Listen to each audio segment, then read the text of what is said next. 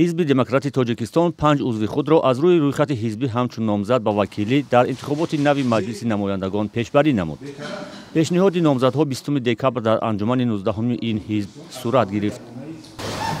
Шаҳбоз Ябор, раиси ҳизби демократии Солеҳ Фахруддин, раиси созмони ҳизби демократии дар шаҳри Шоми, Мирзоева Зуҳро, муовини раиси ҳизб, Ҷабор Гурдошев, раиси созмони ҳизби демократии дар видояти Суд, Илёсиддин Саидҷаъфаров, раиси созмони ҳизби демократ дар минтақаи Рашт. дар анҷумани ҳизби демократ гуфта шуд ки рушди ҷомеаи шаҳрвандӣ, ташкили интихоботи шаффофу демократӣ, таъмини мустақилияти додгоҳҳо, мубориза бо фасод ва рушди иқтисодиёти Тоҷикистон аз ҳадафҳои барномаи пеш аз интихоботии ҳизб мебошад. умед аст ки инҳо низ дар раванди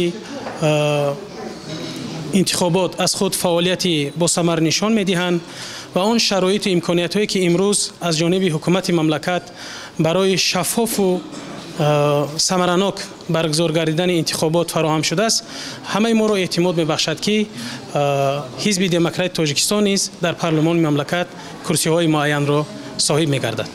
анҷумани 19 ҳизби демократи Тоҷикистон бидуни баҳсу пурсишу посухҳо баргузор шуд. вакилони анҷуман аз ҳамаи пешниҳодот бо як овоз ҷонибдорӣ карданд. дар ин анҷуман чанде аз ҷавонон ҳамчун вакил ҳузур доштанд ки бархе аз онҳо ба оддитарин суолҳо дар бораи ҳизб посух дода наметавонистанд.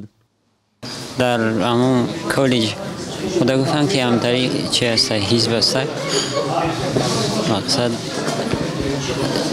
мехоҳед аъзои он низ шояд морам шудем аъзои ин ҳизб.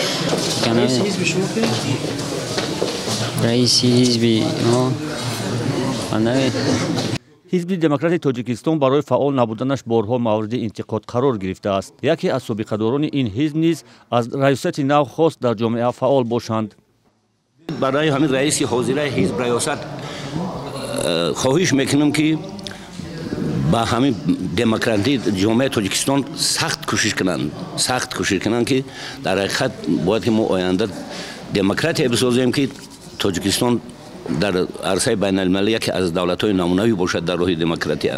дар тоҷикистон рӯзи 10 марти соли 2025 интихоботи вакилони маҷлиси намояндагон баргузор шуда барои 5 сол интихоб мешаванд.